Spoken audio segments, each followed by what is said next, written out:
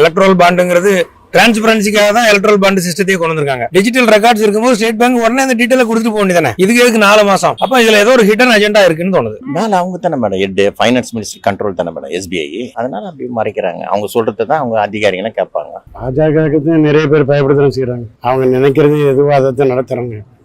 எல்லாத்துலயும் 6 மாசம் டைம் கேட்டா மலுப்புற வேலை தானே அது.